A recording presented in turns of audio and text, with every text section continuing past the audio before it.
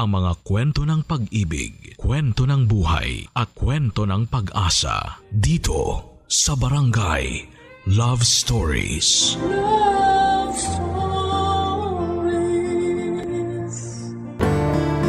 Ang mga pagsubok at tampuhan ay minsang nagpapalakas at nagpapatibay ng samahan ng magkasintahan.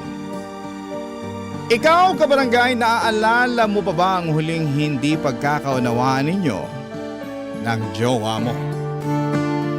Dear Papa Dudut, magandang araw po sa inyong lahat. Ako nga pala si Mike. Sana po ay mabigyan ninyo ako ng pagkakataon at sana po ay matanggap ninyo ang sulat ko. Sobrang pinalad po ako na may mga magulang ako na laging sumusuporta sa akin habang lumalaki. Only child po ako kaya solong-solo ko rin ang atensyon at pagmamahal nila. Dahil sa patuloy na gabay, tiwala at suporta nila ay nagkaroon ako ng lakas ng loob. Naabutin ang mga pangarap ko at sa huli ay nakapagtapos din ako sa kursong Mass Communication. At mula noong high school hanggang nakatapos ako ng college. Hindi po ako nagkaroon ng girlfriend kasi gusto ko munang mag-focus sa sarili ko. Pero nagbago ang lahat noong nag-apply ako sa isang call center malapit sa amin. Kasi doon ko nakilala si Belle. Hindi lang siya maganda kundi confident at talagang mahusay sa pagsasalita. At habang tumatagal, Papa Dudut, ay unti-unti kong nilakasan ang loob ko at pinormahan ko siya. Mabuti na lamang at napakabait niya. Kaya hindi rin naging mahirap makuha ang kanyang loob. At sa huli, naging kami din. Masaya ako dahil unti-unti naming nabuo ang samahan namin. At mas lalo naming nakilala ang isa't isa. Pero hindi ko po inaasahan na marami pa pala akong hindi alam tungkol sa kanya. Isang araw habang magkatabi kaming nagtitake ng calls ay napansin ko na parang nag-iba ang ugali niya. Biglang nawala yung pagiging mabait at sweet niya. At doon ko na-realize na marami pa pala akong hindi alam tungkol kay Belle.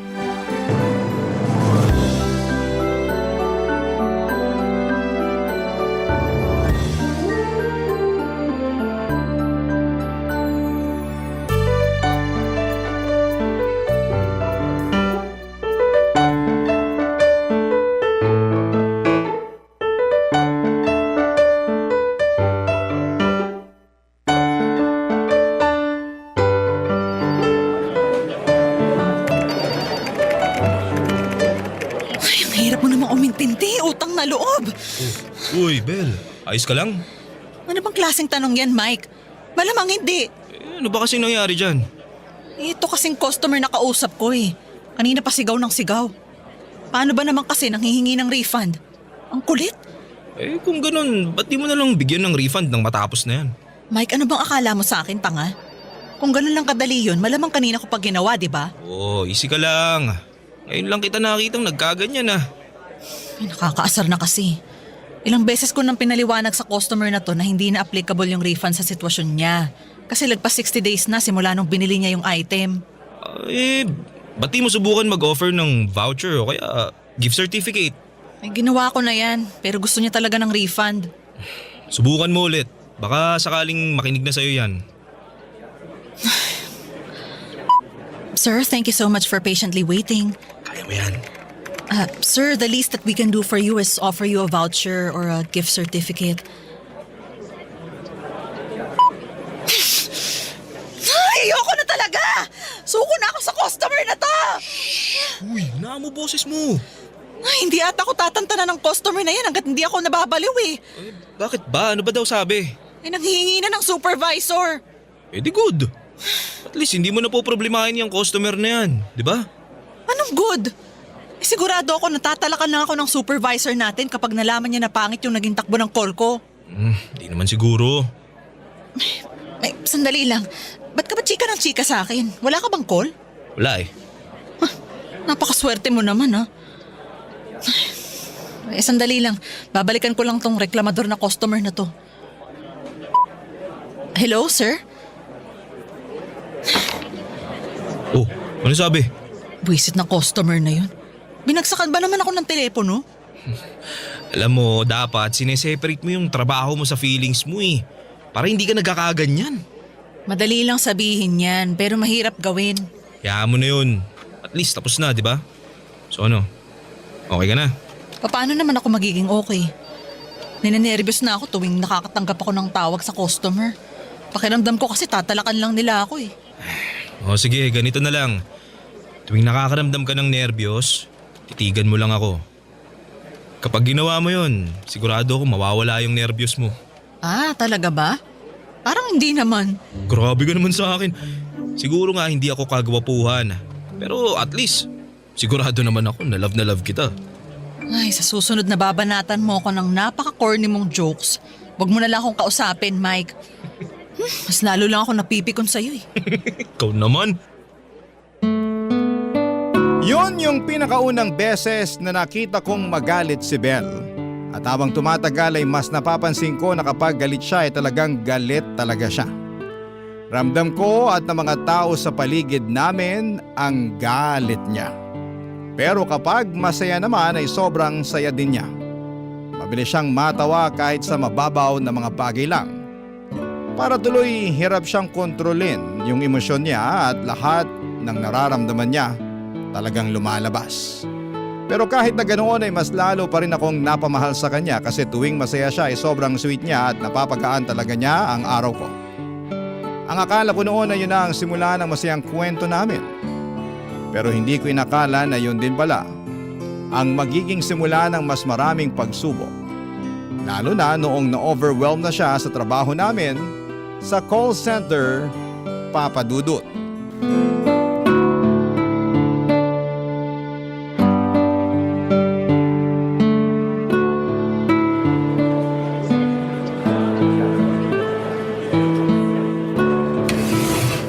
Oo, uy! Saan ka pupunta? Uuwi na ako. Ikaw na bahala magpaliwanag sa supervisor natin na sawang-sawa na ako sa trabahong to. Oh, teka, Belle! Babe! Sandali lang, wag ka munang umalis. Mike, ano ba? Pakinggan mo muna kasi ako. Ay, walang magandang patutunguhan tong padalos-dalos mong desisyon. Pero hindi ko na talaga kaya. Naririndi na ako tuwing sinisigawan ako ng mga ingratang customers na yan. Isipin mo na lang na kung hindi dahil sa mga customer na yan wala tayong trabaho ngayon, di ba? Sandali nga lang, Mike. Ini-invalidate mo ba yung nararamdaman ko? Ano ka ba naman? Hindi naman sa ganun. Sinasabi mo ba na dapat pagtiisan ko na lang tong trabahong to kasi hindi naman valid tong nararamdaman ko? Ganun ba yon? Babe, hindi yun ang ibig kong sabihin. Alam mo yun. Pasensya ka na. Pero hindi ko na kasi talaga kaya eh. Sige lang. Ilabas mo na lang yan hanggang sa maramdaman mo na okay ka na. Ha? Dito lang ako para sa'yo. Alam mo, Mike, kung hindi dahil sa'yo, siguro nasiraan na ako ng bait ngayon. Siguro nga may dahilan ng Diyos kung bakit niya tayo pinagtagpo. Di ba? Sus, ang sabihin mo, nabudol mo ko kaya tayo nagkatuluyan. Ito naman no. Hindi naman kita pinikot ah. Hindi nga ba? Siguro may konting pamimigot na involved. Anong konti? Ilang beses mo kaya akong kinulit na sagutin ka? Grabe ka naman. So ano ibig sabihin nun? Kung hindi dahil sa pangungulit ko, hindi mo rin ako sasagutin? Parang gano'n na nga. Kasi hindi ka naman kagwapuhan eh. Sama mo naman sa akin. Uy, sorry na. Pero masaya ako na kahit papaano napapatawa na kita. Napapatawa mo nga ako, pero nabubwisit naman ako tuwing naaalala ko yung mga customer na kailangan kong kausapin. Diba? Sinabi ko naman sa'yo, tuwing nai-stress ka, pwedeng-pwede mo akong titigan. Eh, yun na nga yung problema eh. Mas lalo lang ako nasistress tuwing tinitignan kita. Grabe. Pasalamat ka, mahal na mahal kita eh. Kung hindi, malamang kanina pa kita ginantihan dyan sa mga hirit mo eh. Sige, subukan mo. Talagang tatamaan ka sa akin. Eto talaga, binibiro lang kita. So ano, okay ka na ba? Konti. Kinig ka sa akin, babe. Ha? Ganito na lang. Kung ayaw mo na talaga magtrabaho dito sa call center, okay lang naman sa akin yun. Basta mag-resign ka na lang ng maayos para hindi masira yung record mo tsaka Antayin mo na lang yung 13-month pay mo. Kasi sayang din naman yun. Kung sa bagay.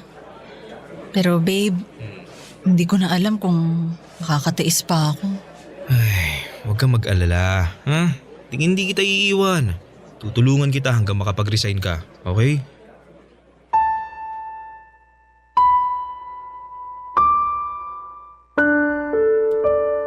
Mabuti na lamang po at sa mga panahong yon ay napapakalma ko pa si Belle.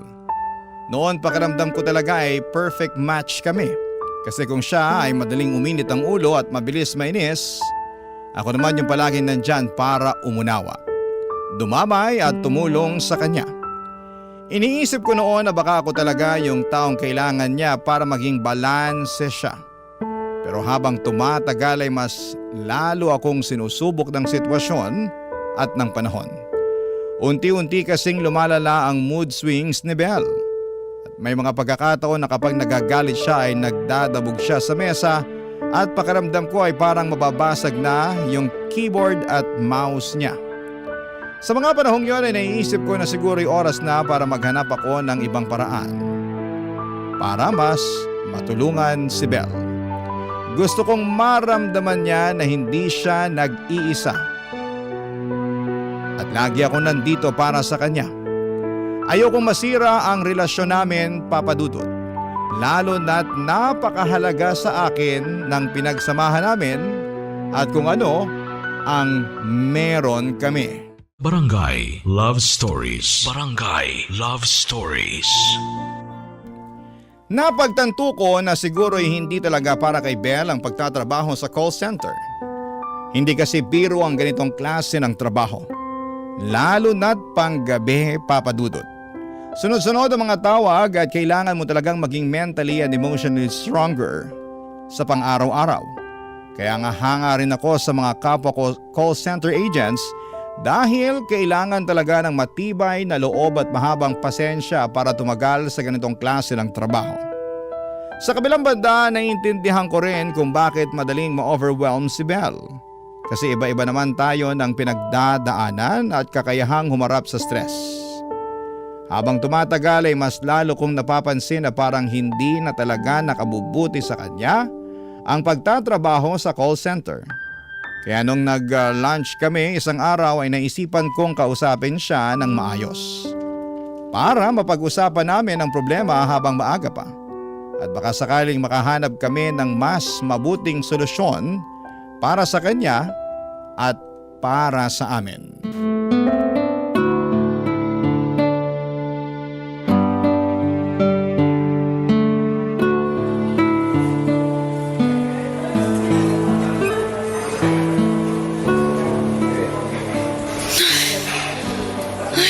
Patawarin.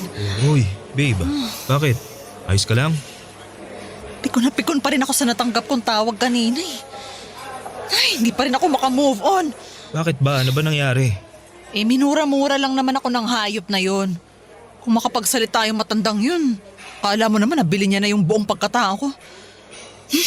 Kakabwisit. Oh, anong ginawa mo? Huwag kang maingay ha.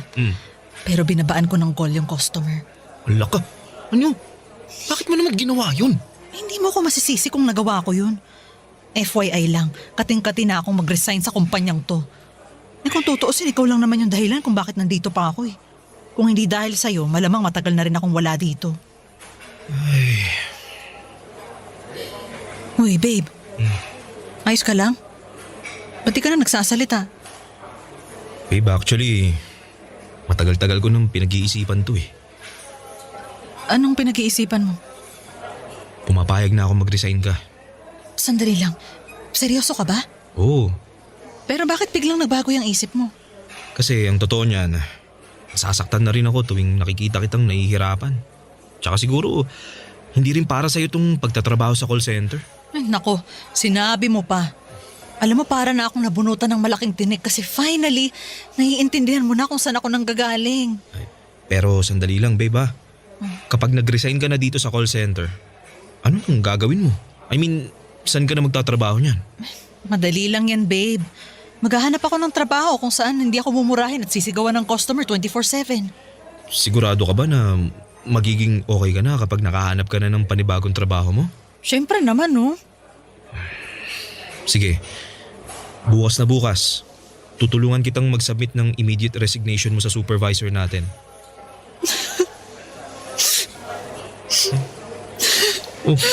Teka. Ba't ka umiiyak? Sorry, babe. Natatouch lang kasi ako sa iyo eh. Ramdam na ramdam ko kasi kung gaano mo ako kamahal. Ang totoo nga niyan, nagigilty na nga ako sa iyo eh. Bakit naman? Kasi ikaw na lang tong palaging nag-a-adjust sa akin. Ano ka ba naman, babe? Huwag mo nga isipin yan. Ang totoo na nagmamahal, hindi nagbibilangan. Ang gusto ko lang naman, yung mapabuti ka eh. Ganun lang kasimple yun. Huwag kang mag-alala. Kapag nakapag-settle na ako sa bago kong trabaho, promise, babawi ako sa'yo. Ay, wag na, babe. Hindi na kailangan yun. Ay, hindi, babe. Buo na yung desisyon ko. Babawi ako sa'yo kapag sumahod na ako. Uy, sige, ikaw bahala. Basta ang gusto ko lang naman, maging masaya ka sa papasukan mong trabaho. Ay, nako. Sigurado na yan. Pareho na naming napagkasunduan ni Belle na iiwanan na niya ang trabaho niya sa call center. Kinabukasan, agad naming ipinasa ang immediate resignation niya at tinanggap naman ito ng supervisor namin ng walang problema. Sa kabila ng lahat ay masasabi kong siniswerte pa rin ako sa relasyon namin ni Belle dahil umabot kami sa puntong nag-live-in na kami sa isang boarding house. At pagkalipas nga ng ilang linggo ay mukhang unti-unti ring gumanda ang takbo ng mga bagay-bagay. Habang patuloy ako nagtatrabaho sa call center, si Belle naman ay nakahanap ng trabaho bilang waitress sa isang kilalang restaurant. Sa mga unang linggo ay maayos ang lahat at ramdam ko na mas gumagaan na ang pakiramdam at mood ni Belle sa bago niyang trabaho. Pero isang araw ay bigla na lang siyang umuwi sa boarding house na namumula ang mukha niya at halos sumabog na sa galit. At doon ko naramdaman na hindi pa pala tapos ang problema ang kinakaharap niya.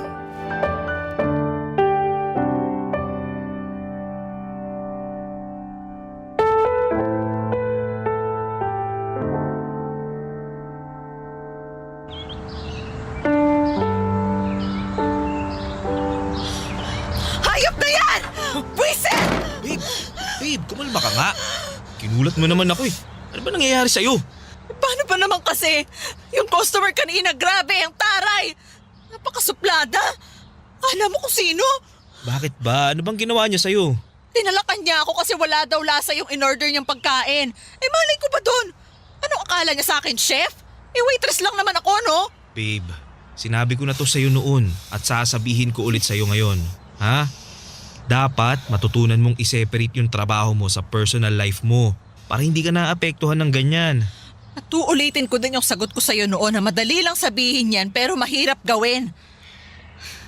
Diyos ko, Mike. Kung wala kang matino o bagong sasabihin, pwede ba manahimik ka na lang? Hindi ka nakakatulong eh. Parang kang parot kasi narinig ko na yung advice mo. Babe, kumalma ka nga. Pwede?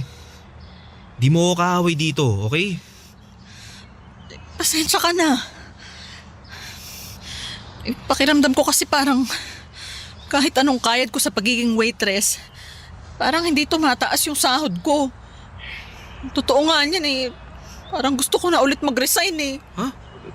Pero kaka-resign mo lang sa call center ah. Eh anong magagawa ko? Talagang napipiko na rin ako sa pinapasahod sa akin eh. Babe, alam mo naman na nagsisimula pa lang tayo, di ba? Kung ganyan palagi ang mindset mo, eh hindi tayo makakapag-ipon yan. Ah, so sinasabi mo bang mas mahalaga sa'yo ang pera kaysa sa kalagayan ko? Ay, wag mo nga minamasama lahat ng sinasabi ko sa'yo. Yung sinasabi ko lang naman, walang patutunguhan tong relasyon natin. At yung buhay mo, kung mayat maya magre-resign ka sa pagtatrabahuhan mo. Eh di ikaw na. Ikaw na yung mataas ang pasensya. Ikaw na yung nagtatagal sa pinagtatrabahuhan mo. Ikaw na yung magaling. Ikaw na yung madiskarte. Ikaw na yung may utak. Ikaw na lahat. Buisit ka! Tingnan mo to. Ako na nga tong nagmamalasakit sa'yo. Ako pa tong kinakalaban mo. Nagmamalasakit? Ah, pasensya ka na ha. Pero hindi ko talaga nararamdaman eh. Ang pakiramdam ko kasi parang pinamumukha mo sa akin na wala akong silbi. Na inutil ako. Huwag mo nga ibahin yung kwento. Wala akong sinasabing ganyan ha. Alam mo yan.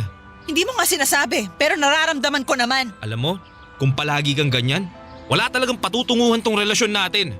Kung pakiramdam mo na wala naman palang patutunguhan tong relasyon natin, di sana simulat sa pool pa lang hindi mo na ako niligawan, di ba? Ginawa ko yun kasi mahal na mahal kita. Pero lintik naman na pagmamahal to. Paano kita tutulungan kung ayaw mong tulungan yung sarili mo, ha? So nagsisisi ka na ako yung naging girlfriend mo? Ganun ba yon? Hindi sa ganun. Yung gusto ko lang naman yung makaramdam ka ng peace of mind. Nang sa ganun hindi naapektuhan tong relasyon natin. Pasensya ka na, ha? Sa tingin mo ba gusto ko tong nararamdaman ko, ha? Sino ba naman kasi ang gustong makaramdam ng galit at poot araw-araw? Wala naman, di ba? Mike, maniwala ka sa akin. Kung kaya ko lang kontrolin ang emosyon ko, matagal ko nang ginawa yon. Alam ko naman yun eh. Pasensya ka na talaga. Siguro na-overwhelm lang din ako. Sorry na. Hindi ko naman sinasadya na ibunton yung lahat ng galit ko sa'yo eh. Masama lang talaga yung timpla ko ngayong araw. At siguro, hindi ko na rin naiintindihan kung ano talaga yung nangyayari sa akin. Nung araw ding yon ay naisip ko na baka hindi na lang problema sa trabaho ang pinagdadaanan ni Belle. Posible na mental health related na rin po ito. Kaya minsan talagang mahirap siyang harapin at maintindihan. Kaya naman inaya ko siya sa doktor, magpatingin sa isang profesional, magpatingin sa isang psychiatrist. Pagkatapos ng ilang evaluation and test ay doon namin nakumpirma na may bipolar disorder si Belle. Yun pala ang dahilan kung bakit biglang nagsishift ang mood niya at sobrang intense ng mga nararamdaman niya sa iba't ibang sitwasyon. Gusto ko ring linawin na hindi pare-pareho ang sintomas o nararamdaman ng bawat tao at tanging mga profesional lang talaga ang makakaalam kung ano ang pinakamainam na gawin para matulungan ang isang tao na may ganitong kondisyon. Siguro ang may papayo ko lamang sa ganitong sitwasyon ay dapat maging mas maunawain at mapagmalasakit tayo. Kasi yon ang talagang kailangan ng mga taong may mental health struggles.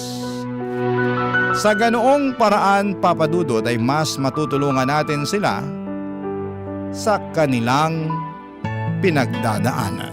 Barangay Love Stories. Barangay Love Stories. Papa Dudut, sinubukan kong mas unawain si Belle. Pero habang tumatagal ay mas lalo ding sinusubok ang pasensya at tibay ko sa relasyon namin. Dati yung mga inis at tinanakit niya ay tungkol lamang sa trabaho, pero habang lumilipas ang panahon ay mas naging personal na at direkta na sa relasyon namin ang nararamdaman niya. Parang bawat maliit na alitan ay lumalaki at unti-unti naming nararamdaman na nagkakaproblema na kami sa samahan namin. Sa mga panahong yon ay madalas kong iniisip kung kakayanin ko pa ba na ipagpatuloy ang relasyon namin ni Belle. Kung paano namin malalagpasan ang mga pagsubok at kung paano namin maibabalik ang dati naming saya at pagkakaintindihan.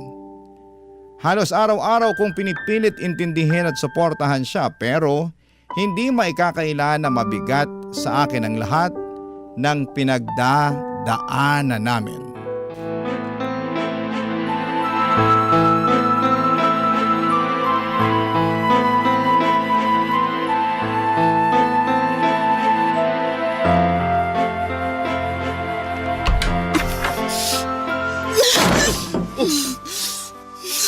Babe, anong problema? Yung lintik kong trabaho, yun yung problema. Bakit? Anong nangyari? Pinag-overtime kami bukas kahit ayoko mag-overtime. Makatarungan pa ba yun? Babe, isipin mo na lang yung perang makukuha mo dyan. Nang sa ganun, magkaroon ka ng gana para Utang na loob!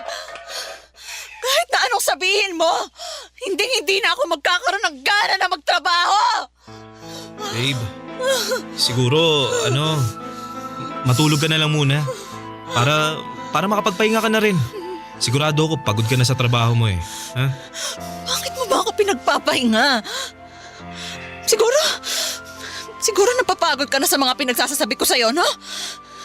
Ayaw mo na akong pakinggan. Ganun ba yon? Hindi sa ganun. Yung sa akin lang naman, baka mas gumaan yung pakiramdam mo kapag nakatulog ka na ng maayos.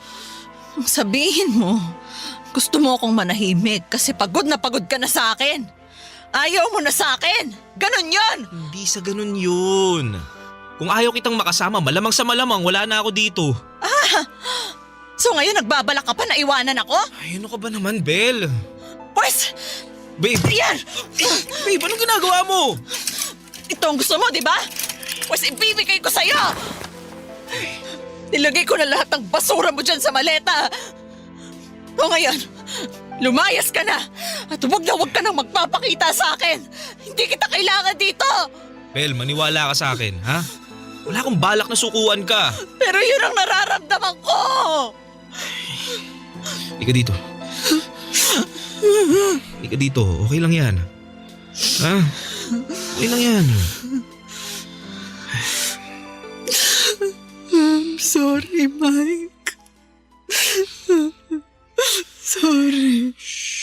Hindi ko sinasadya yun. Alam ko, okay? Mabuti kang tao. Hindi mo deserve yung ganitong klaseng relasyon. Kaya please lang, iwan mo na lang ako. Bel, makinig ka, ha? Malalagpasan din natin to. Hindi mo kailangan pagdaanan mag-isa to. Pero nasasaktan na kita, Mike. Simula pa lang noon, ikaw na yung palaging nag-a-adjust para sa akin eh. At ayoko na yung ganitong pakiramdam. Deserve mo na maging masaya at hindi mo mararamdaman yun hanggat nandito ka sa tabi ko. Babe, huwag ka naman magsalita ng ganyan. Mahal kita, hindi lang sa masasayang panahon, kundi lalo na sa mga panahong nahihirapan ka. Pero paano kung hindi ako maging okay? Ha? Paano kung matatagalan pa? Eh di maghihintay ako. Mike, alam mong hindi ganun kadali yun. Alam ko. Pero ipaglalaban ko tong relasyon natin hanggang sa dulo. Hindi ko alam kung anong ginawa ko para magkaroon ng mabait at understanding na boyfriend katulad mo.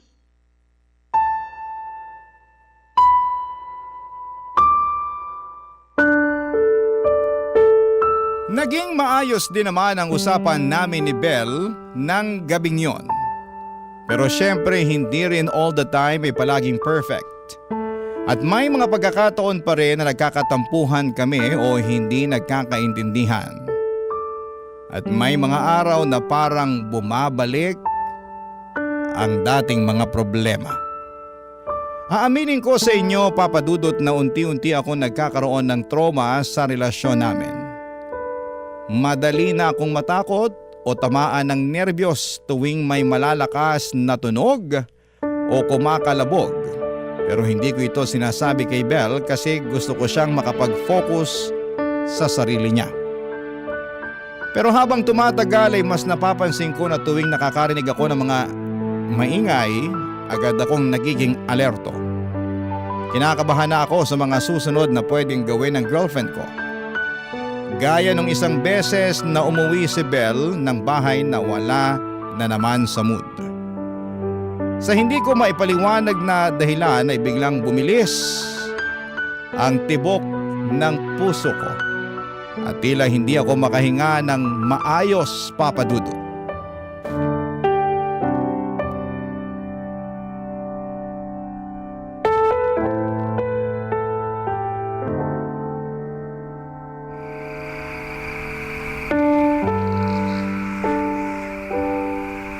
Sandali lang. Namumula ka eh. At mukhang pinagpapawisan ka. Wala to. Siguro naiinitan lang ako. Babe, alam ko may problema ka. Kaya sige na, sabihin mo na sa akin.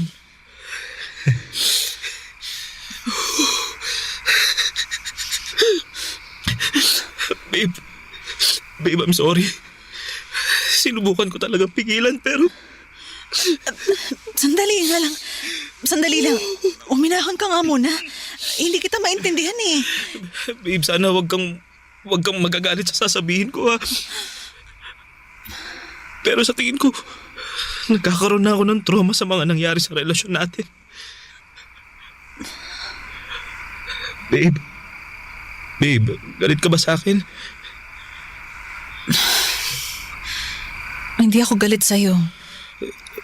Bakit hindi ka nagsasalita? Naisip ko lang kasi lahat ng mga ginawa ko sa'yo simula nung naging tayo. At hindi na nakakapagtaka kung bakit nagkaroon ka ng trauma. Kasalanan ko kung bakit nangyari sa'yo yan. Bel, maniwala ka sa akin. Wala kang kasalanan, okay? Hindi mo ginusto to at nakikita ko naman na ginagawa mo rin ang lahat para mapabuti ka. Kaya wag mong sisisihin ang sarili mo, okay? Shh, wag ka nang umiyak, please. Alam mo namang nasasaktan ako tuwing nakikita kitang nasasaktan, di ba? Mike, I'm sorry. Pero sa tingin ko, mas makakabuti sa ating dalawa kung Kung maghiwalay muna tayo. Bel, ano ka ba naman? Hindi, wag. Please, wag mo naman gawin sa akin to. Pero ginagawa ko to para sa'yo. Ayokong paulit-ulit lang tayong magkasakitan sa relasyon nating to. Diba? Sabi ko naman sa'yo, hindi kita iiwan. Malalampasan din natin to. Pero may mga bagay na kailangan nating pagdaanan ng mag-isa. Kaya parang awa mo na, Mike. Pumayag ka na sa gusto kong mangyari, ha?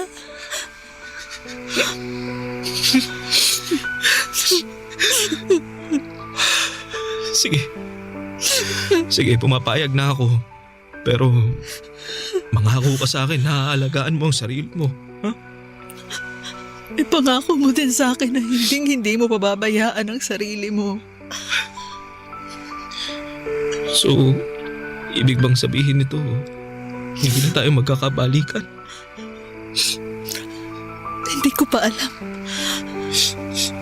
Pero sa ngayon, isang bagay lang ang malinaw sa akin. Ano yun? Ayaw kitang maubos ng dahil lang sa pagmamahal mo sa akin.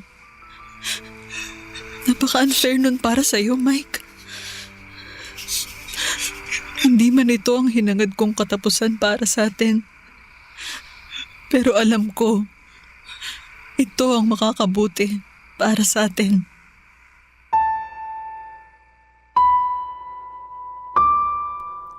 At kahit nga nakakalungkot, napagkasunduan namin ni Belle na maghiwalay muna para makapag-focus kami sa sarili naming buhay at sa mga personal naming pinagdadaanan. Ang huling balita ko sa kanya ay umuwi siya sa probinsya para makasama ang mga magulang niya. At kahit sobrang miss ko na siya ay pinili kong huwag muna siyang guluhin o kulitin sa chat. Kasi alam kong mas makakabuti sa kanya na makapag-focus siya sa sarili niya ng tahimik at maayos. Siguro kapag dumating ang tamang panahon ay magkakabalikan kami ni Belle. Pero sa ngayon, natutunan ko na ang pinakamahalaga ay unahin muna ang sarili para makapag-heal na rin. Napagtanto ko rin na bawat tao ay karapat-dapat sa pagmamahal at pag-unawa. Mapa lalaki man o babae. Lahat tayo ay may kanya-kanyang pinagdadaanan. At ang tunay na halaga ng isang tao ay hindi nasusukat sa mga problemang dinadala niya, kundi sa kung sino talaga siya sa kabila ng lahat ng mga problema. At kung sakali mang magkita kaming muli ni Belle at magkabalikan, makakaasa kayo nasusulat muli ako sa inyo para maibahagi ang bagong kwento ng aming pagmamahalan. Maraming salamat po sa inyo at sa programa ninyo sa pagbibigay ng pagkakataon na maibahagi ko ang kwento ng puso ko. Ang inyong forever kapuso at kabarangay, Mike. Kwentuhan naman tayo dito sa comment section. Dear Papa Dudut, magandang araw po sa inyo Papa Dudut at ang ibabahagi ko po sa inyong kwento ay nangyari sa amin ng asawa ko mga 5 taon na ang nakakalipas. Naisipan ko pong ibahagi sa inyo dahil undas na. At dahil sa mga kababalaghang nagsisimulang mangyari muli sa amin itong mga nakaraang taon.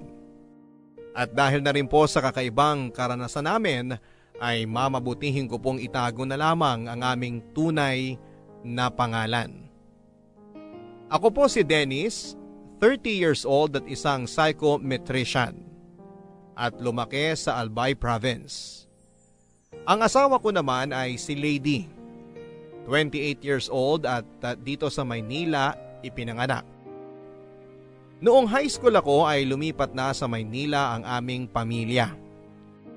Kaya naman halos dito na rin naman kami lumaki. At umuuwi na lamang kami sa Albay kapag magbabakasyon o kaya naman ay may reunion ang mga magkakamag-anak. Napakaganda po ng aming lugar, Papa Dudut. Naabutan ko pa noong panahon na konti pa lamang ang mga tao. At napapalibutan pa ang mga iilang bahay sa barangay namin ng malalaking puno at napakagandang mga bulaklak. Marami din pong mga pasyalan sa aming lugar tulad ng mga batis at kuweba. Pero ang pinaka naaalala ko ay kapag nagpupunta kami sa mga liblib na lugar noong mga bata pa kami. Noon ay nakaugalian namin ang magsabi ng tabi-tabi po sa mga madadaanan. Bagay na itinuro sa akin ng aking lola para daw hindi ako makagambala ng mga maligno at ng mga espirito. Bata pa lamang ako ay marami na akong naririnig na kwento ng kababalaghan sa aming lugar. Karamihan sa kwento ay mga tungkol sa aswang na gumagala kasama ng mga normal na tao at mga maligno na nakatira sa mga malalaking puno.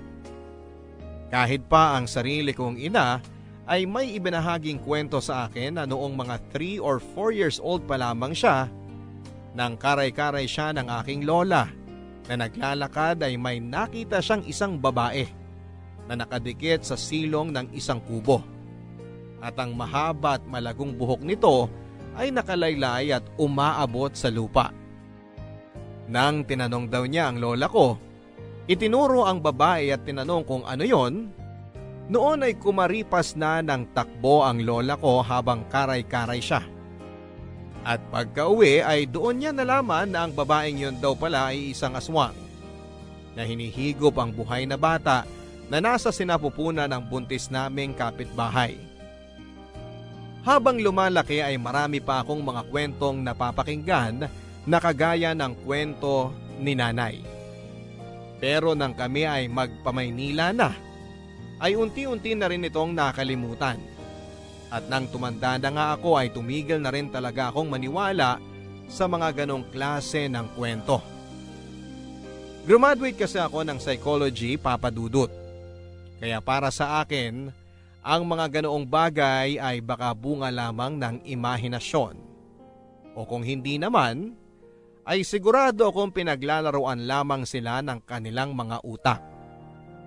At may siyentipikong paliwanag kung bakit sila nakakakita at nakakaranas ng kababalaghan. Noong nasa Maynila naman kasi ako ay halos wala na rin naman akong naririnig ng kwento tungkol sa mga aswang at maligno. Maliban na lamang sa mga paminsang kwento ng mga kakilala ko tungkol sa mga multo na nakita o naramdaman nila. Pero hindi ko akalain na ako mismo ay makakaranas ng kababalaghan, Papa Dudut. At hindi lang isang beses, kundi maraming beses pa. At ang pinakamasaklap ay ang malagay pa sa kapahamakan na ang ngayon ay asawa ko ng si Lady. 3 years ago nang magkaroon ng grand reunion ang aming mga kamag-anak sa Albay. Noon naman ay isinama ko na si Lady para formal na ipakilala sa kanila bilang GF ko. Si Lady po ay isang mahinhin, mahiyain pero matalino at magandang babae. Mestizahin din po siya. May pagkakahawig po kay Janine Gutierrez. Bago po ang reunion naming yon, ay mga 2 taon na rin po akong hindi bumibisita sa aming probinsya. Kaya talagang nagulat ako sa mabilis na developments sa aming lugar, lalo na sa mga bandang bayan, kung saan ay napakarami ng mga building at tabi-tabing bahay na nakatayo. Dumadami na rin po ang mga tao at halos talagang city na kung titignan. Naging maayos at masaya po ang aming reunion. At niloko pa nga ako ng mga kamag-anak ko na huwag ko na raw bibitawan pa si Lady.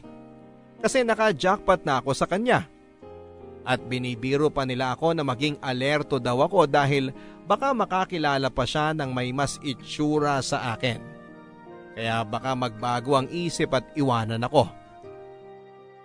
Ang hindi ko po akalain, Papa Dudut, ay magkakatotoo pala ang pagbibiro nilang yon. At sa kakaiba at nakakapangilabot pang paraan. Bago kami bumalik sa Maynila ay nagkayayaan na mag-swimming kami sa isang batis sa amin. Tanyag po ang batis na yon sapagkat merong yung napakalaki at napakagandang puting-puting bato na sinasabi nila na noon ay pinamamahayan nga daw ng maligno. Pero nang dumating kami doon ay marami-rami ding mga turista. At ang kwentong-kwentong yon ay tila nakalimutan na rin ng marami. Dahil mahilig po sa photography si Lady ay hindi ko po namalayan na lampas kalahating oras na po siyang nawawala at hindi pa bumabalik. Ang naisip ko ay baka naman naaliw sa tanawin kaya ginanahang kumuha ng litrato. Pero nang lumampas na ang 1 oras na siyang nawawala ay kinabahan ako. Nagsimula na po kaming hanapin siya. Nang makita po si Lady ay nakatulala lang siya sa harapan ng isang napakalaking puno ng akasya.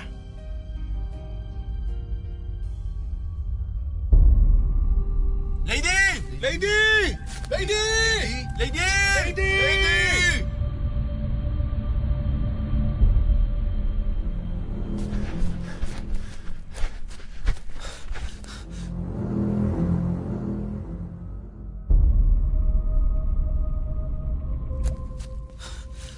Babe! Lady! Mag-1 oras na kami naghahanap sa'yo. Babe! Uy, okay ka lang? Ha? Ano? Bakit tulala ka? Magta3 oras ka nang nawawala. Lampas 1 oras ka na namin hinahanap.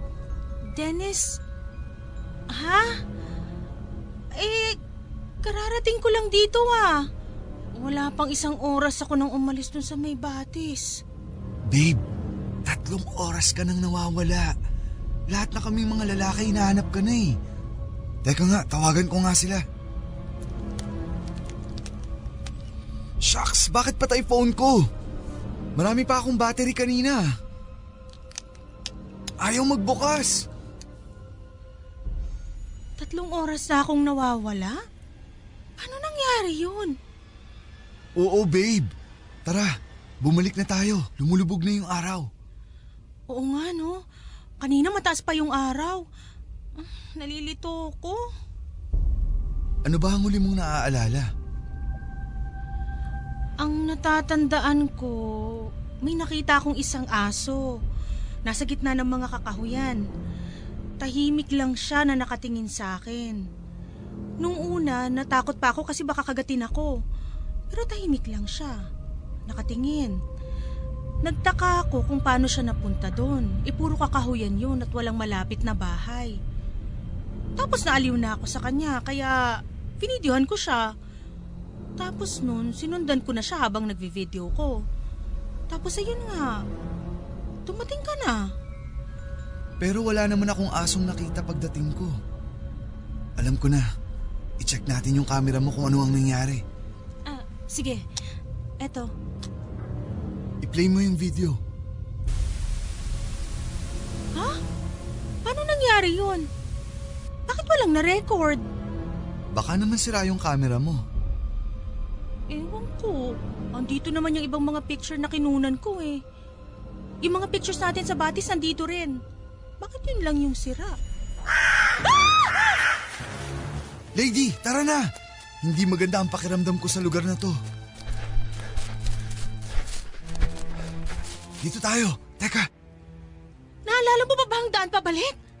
Teka, nalilito na rin ako. Lady, baliktarin mo ang t-shirt mo. Ha? Baliktarin mo.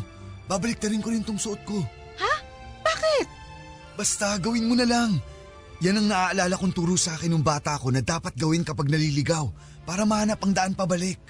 Sige, sige. Dali, ayokong abutan tayo ng gabi dito.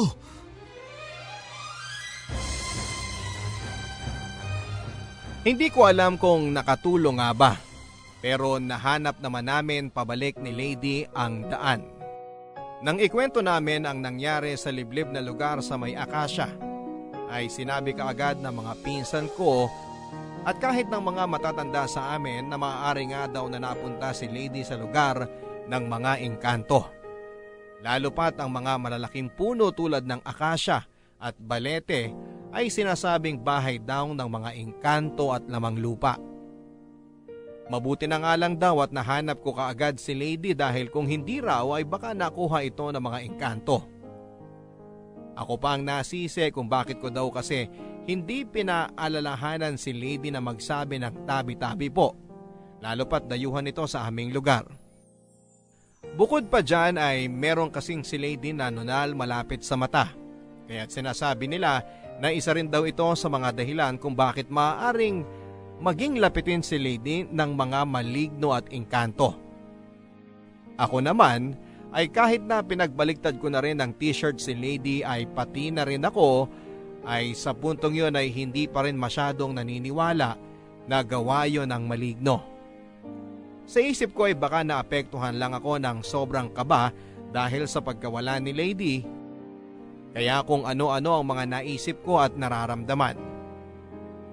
Inisip ko na lamang din na baka may kung anong halamang gubat lang si Lady na naamoy na nagkaroon ng epekto sa kanyang perception at memorya. Yung nangyari naman sa camera at sa aking cellphone ay inisip kong maaaring nagkataon lang na nagmalfunction at nasira. Pero kinabukasan ay dinapuan ng matinding lagnat si Lady Papadudut. Napakataas ng kanyang temperatura at nagdidiliryo. Dahil dito ay hindi na rin kami natuloy sa pag-uwi sa Maynila at isinugod namin siya sa ospital. Pagdating ng ospital ay hindi rin makita ng mga doktor kung ano ang mali kay Lady. Kahit na ano pong gamot ang ipainom sa kanya ay hindi bumababa ang kanyang mataas na temperatura.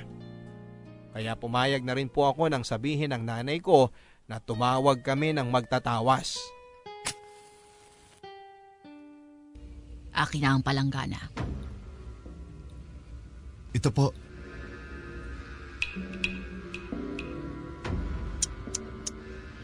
Lalaki. Ano po? Pansinin mo ang forma ng mga patak ng kandila sa tubig. Hugis lalaki. Lalaki po yung maligno? Engkanto. At hindi lang basta ordinaryong engkanto. Isa itong prinsipe sa kaharian nila. Prinsipe?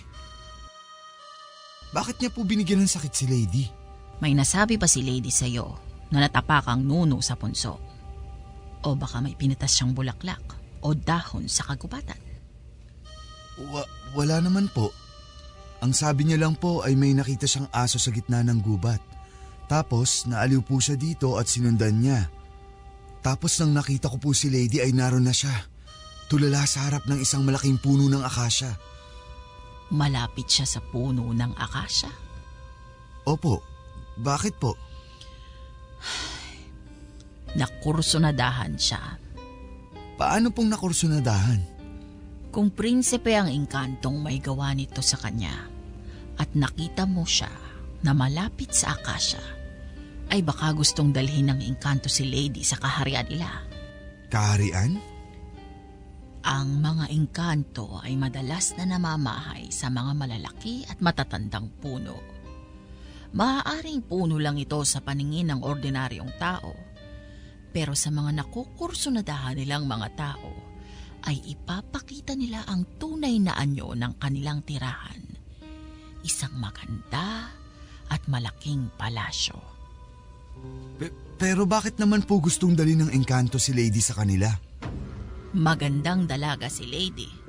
At kahit na nakaratay siya dyan ngayon at hindi ko pa nakakausap, ay huhulaan kong tahimik siyang tao at nagtataglay ng inosensya ng isang bata.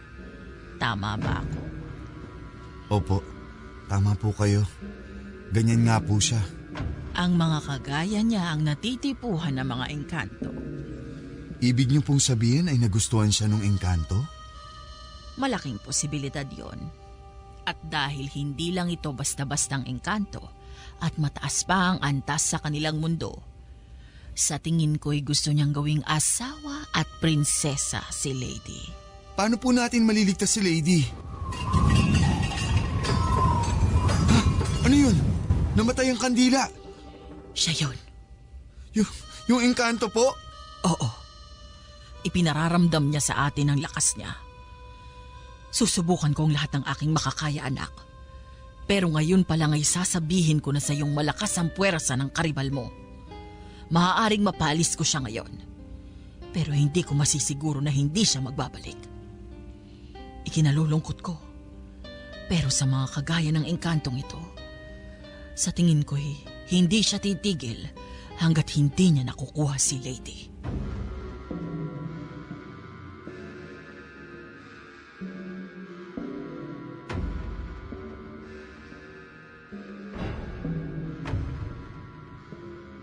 Nakailang session din si Lady sa paggagamot sa kanya ng magtatawas papadudot. At nakita ko rin mismo sa sarili kong mga mata ang improvement kay Lady. Kung walang nagawa ang mga doktor ay parang ang nakatulong nga sa kanyang kondisyon ay ang ginawang paggagamot ng magtatawas. Pero sa gulat naming lahat ay walang maalala si Lady sa lahat ng mga nangyari sa kanya. Ang huli niyang naaalala ay nang nagpunta kami sa Bates at matapos noon ay ang huli niyang natatandaan ay ang nasa Maynila na kami. Tulad ng nirecord niyang video ay parang nabura din ang lahat ng mga nangyari sa utak niya. At dahil nga sa lahat ng mga kababalaghang nangyari, ay unti-unti na rin ako naniwala na totoo nga ang engkanto at maligno.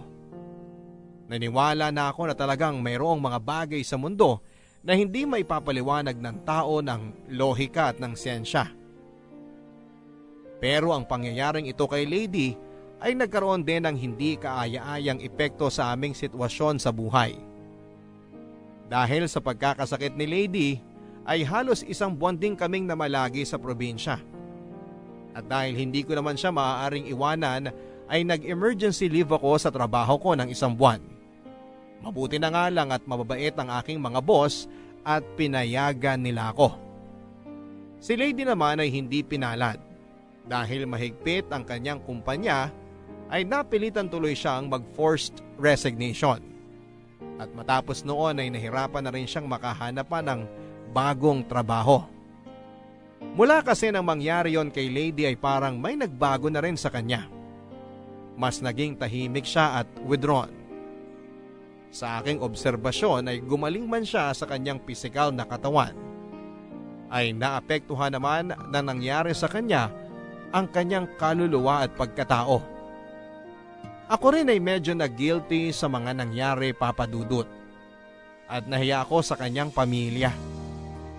Kung hindi kasi sa akin na dinala ko siya doon at kung binantayan ko lang siya at sinamahan ng sa lahat ng oras ay baka hindi yun nangyari. Kaya mula noon ay mas naging malaki ang naramdaman kong responsibility kay Lady. Obligasyon kong maibalik siya sa dati. At kung may mangyaring masama sa kanya dahil sa pangyayaring yon ay hindi ko mapapatawad ang sarili ko. Ipinangako ko din sa sarili ko na kahit na ano pang mangyari, hindi ko iiwanan si Lady. Nang nasa Maynila na kami ay sinamahan ko si Lady na magpatingin sa isang psychologist. Mabuti na nga lang po at ako ay isang psychometrician, kaya naman naging madali sa akin ang makahanap ng therapist na mura lang maningil. Ayon sa pagsusuri ay meron daw depression si Lady. At matapos ng ilang session ay sa awa ng Diyos ay bumuti-buti naman ang kanyang kalagayan. Unti-unti nang bumalik si Lady sa dati niyang ugali na magiliw at optimistic. At nang siya ay gumaling na, ay naging madali na rin muli sa kanya ang makahanap ng bagong trabaho. Bumalik na sa dati ang buhay namin, Papa Dudut.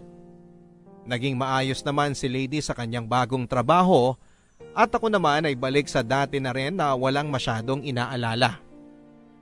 Kaya nang kami ay mag-anibersaryo, ay minabuti ko rin na mag-propose sa kanya na magpakasal. Nasinagot naman kaagad ni Lady ng kanyang matamis na oo. Agad naming plinano ang aming kasal. Pinagkasunduan namin na mag-iipon muna kami sa loob ng 1 taon para sa magagasto sa aming kasal. At bilang paghahanda na rin sa aming future. Naging maayos at maganda ang mga sumunod na buwan. At akala ko'y magtutuloy-tuloy na ito. Hanggang sa may dagok na namang dumating sa aming pagsasama. Napansin ko na meron na namang pagbabago kay Lady. Pero sa pagkakataong ito ay wala nang kinalaman sa kababalaghan. Napansin kong nagkaroon ng kakaibang sigla sa kanya pero pakiramdam ko ay hindi naman dahil sa akin o sa kanyang trabaho. Nakaramdam ako na parang meron siyang iba. Matapos ang ilang linggo nang mapansin ko kay Lady ang pagbabago sa kanyang kinikilos, ay nagsimula na rin siyang manlamig sa akin. Kapag nagkikita kami ay pakiramdam ko ay napipilitan lang siya.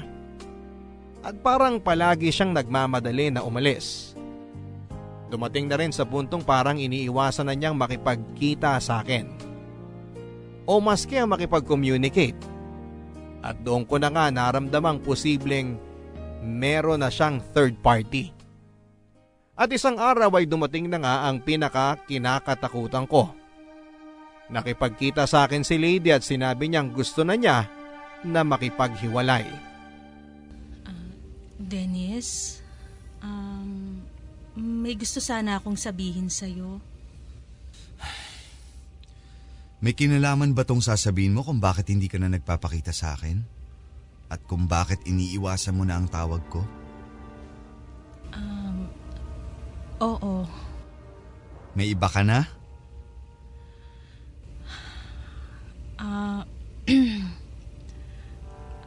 I'm sorry, Dennis. Lady, seryoso ka ba? Lady, ikakasal na tayo. Alam ko. I'm sorry. Hindi ko sinasadya. Hindi ko sinasadya na mahulog sa iba. Paano? Sino? Hindi mo kilala. Kapitbahay ko siya. Ano? Kapitbahay mo? Sino? Sino doon? Bagong lipat lang siya. Nung March lang siya lumipat. Nung March? 1 buwan matapos ko mag-propose sa'yo? Oo. Paano? Paano nangyari yun? Lady, 4 years na tayong magkarelasyon. Tapos ipagpapalit mo ako sa lalaking kakakilala mo lang ng wala pang kalahating taon? I'm sorry, Dennis. Pero sa tingin ko, mahal ko si Mateo. Mateo? Hindi. Hindi ako naniniwalang pag-ibig yan. Dennis, hindi ko maipaliwanag. Basta pakiramdam ko, ang tagal-tagal na naming magkakilala. Pakiramdam ko, tinadhana kami. Itinadhana? Dennis, nung dinala niya ako sa palasyo nila. Teka, palasyo? Hindi, I mean, Ano, sa bahay nila? Hindi, malinaw na sinabi mo sa akin ang salitang palasyo. Na mali lang ang dinig mo. Lady, kilala kita. Magsabi ka sa akin ng totoo. Sabihin mo sa akin ang lahat. Dennis, alam ko na mahirap paniwalaan ang mga susunod kong sasabihin. Pero may palasyo si Mateo. Natatandaan mo ba nung buong araw kitang hindi kinontak? Lady, hindi mo lang ako isang araw hindi kinontak. 2 linggo kang hindi nagparamdam. At nang pumunta ako sa inyo, ang sabi ng mga magulang mo, nagpaalam ka raw na may pupuntahan. At 2 linggo kang nawala. Ano? Lady, please, hindi kita huhusgahan. Pero ikwento mo sa akin ang lahat ng nangyari. Okay, sige. Sinundo ako ni Mateo sa bahay. Dinala niya ako sa lugar nila. Nakatira siya sa gitna ng gubat. At sa gubat na yon, may isang malaking palasyo. Doon ko nalaman na isa pala siyang prinsipe. Nagulat ako dahil pagdating ko may isang napakalaking handaan. Isang napakahabang lamesa na punong-puno ng masasarap na pagkain. At nandun din ang mga magulang niya. Ang sabi nila, ang tagal-tagal na raw nila akong hinihintay. Kumain ako ng marami at ang sasarap ng pagkain. Tapos ang dami ring kanin tsaka iba't ibang gulay. Tapos inoffer nila yung pinakamasarap daw nilang pagkain. Kanin na kulay itim. Pero dahil busog na ako, tinanggihan ko. Pagkatapos noon, inihatid na ako ni Mateo sa bahay. Tapos ang sabi niya, sa susunod niya raw akong sunduin, sana sumama na ako sa kanya. Tapos binigyan niya ako ng isang supot na punong-puno ng pera. Lady, nare-realize mo ba na ang hirap paniwalaan ng mga sinasabi mo? Lady, 2 linggo kang nawala. Hindi ko alam yung sinasabi mong 2 linggo. Isang araw lang akong nawala, Dennis. At totoo ang lahat ng sinasabi ko. Andito pa nga sa bag ko, may natira pa nung napakaraming perang binigay niya sa... Teka nga, sandali. Teka lang. Bakit ang dami kong dahon sa bag? Nasaan na yung pera? Andito yun eh. Bakit puro dahon na? Nasaan na?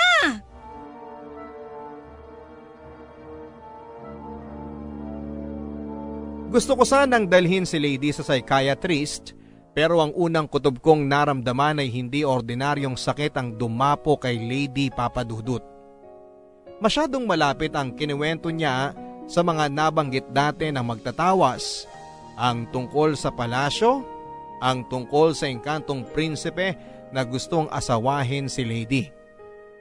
Bukod pa dyan ay alam kong kapag dinala ko si Lady sa ospital at kinonfine, agad siyang mapupunta sa psychiatric ward at papainumin ng kung ano-anong gamot. At oras na ipasok ko siya roon ay mahihirapan na akong ilabas siya. Pero ang pinakakinakatakutan ko ay baka hindi ko na siya mailigtas sa loob ng ward kung sakaling doon siya matsyempohang sunduin ulit ng engkanto. At baka sa pagkakataong yon ay tuluyan na ngang sumama si Lady sa kanya. Dahil sa nangyari ay agad kong inalerto ang mga magulang ni Lady. Ipinaliwanag ko sa kanila ang pagkakatugma ng mga sinabi nito sa akin sa mga sinabi dati ng magtatawas. At dahil maski sila ay hindi may paliwanag ang mga nangyayari ay pumayag din sila na huwag munang dalhin sa psychiatrist si Lady. Sinabihan ko na lang sila na huwag munang papasukin sa trabaho si Lady at huwag hayaan na mawalan ito ng tagabantay. Agad ko rin kinontak ang mga kamag-anak namin sa probinsya at ipinahanap ang nagtawas kay Lady. Ngunit sa kasamaang palad ay nalaman nila na namatay na pala ito ang magtatawas. Hindi man sinabi sa amin ang dahilan ay natakot ako na baka may kinalaman sa pagtulong niya kay Lady ang kamatayan ng matanda. At dahil dito, mas lalo akong nabahala para kay Lady. Kaya agad akong nagpaalam ng leave sa trabaho at nakisuyo sa mga magulang ni Lady na doon muna ako manirahan sa bahay nila upang bantayan ito. Ikinulong namin si Lady sa kanyang kwarto na siyang kinagalit niya ng husto. Nang magsimulang magalit at magwala si Lady ay napilitan na rin kaming itali ang kanyang mga kamay sa kama. Awang-awa ako kay Lady Papa Dudut. At alam kong maski ang mga magulang niya ay awang-awa na rin sa kanya.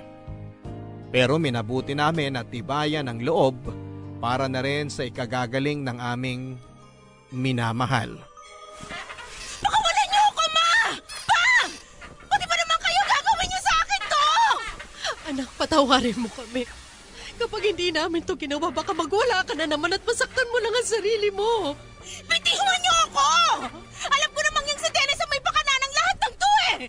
Dennis, walang iya ka! Lady, parang awa mo na. Kumalma ka na. Ginagawa lang namin to para sa kapakanan mo. Anong kapakanan? Alam ko naman kung anong dahilan kung bakit mo ginagawa to eh! Nagagalit ka! Nagagalit ka dahil nakipag-break ako sa'yo!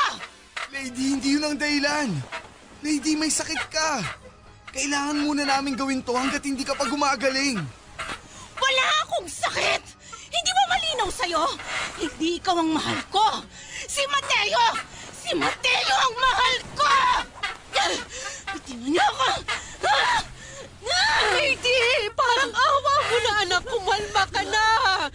Hindi! Pakawalan niyo ako dito! Susundayin ako ni Mateo at sasama ako sa kanya! Please, Lady, parang awa mo na. Kung dumating ulit si Mateo, huwag kang sasama sa kanya. Mapapahamak ka lang. Nagsiselos ka lang. Pakawalan niyo ako dito. Huwag niyong hintayin na magalit si Mateo dahil papatayin niya kayo! Papatayin niya kayo! Diyos ko! Tulungan niyo ang anak ko! Huwag na huwag mong gagawin niya pagkukrusahan ako!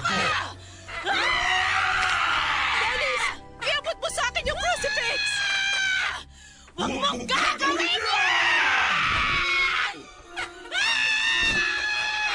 Lino! Tonton! Tulungan niyo kami dito! Ang lakas ng ate niyo! Masamang espiritu! Layuan mo ang anak ko! Eto, Leo! Ilayo mo yan sa akin! Ilayo mo! Wilma! Nahihirapan ang anak natin!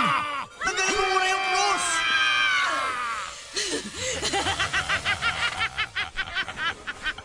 Hindi niyo kami mapipigilan ni Lady! Dennis! Hindi ka mahal ni Lady! Sa akin siya sasama! At wala ka nang magagawa!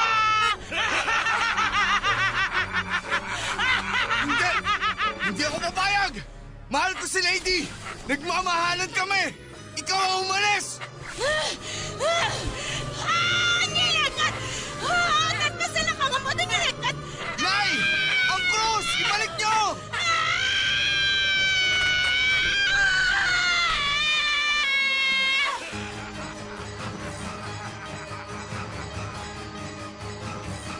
Yun na siguro ang pinaka nakakakilabot na nasaksihan ko, Papa Dudut. Kitang-kita ko at dinig na dinig ko kung paanong nagbago ang pagkatao at ang boses ni Lady at naging isang lalaki. Iba din ang taglay niyang lakas at kahit na 5 tao kami na sumusubok na itali siya at pakalmahin ay hirap na hirap kami sa panlalaban niya. Halos magkasugat din ang mga paa at braso ni Lady sa pagkakatali at panlalaban niya. Kaya minabuti naming palitan na rin ng tali ng mas makapal na tela.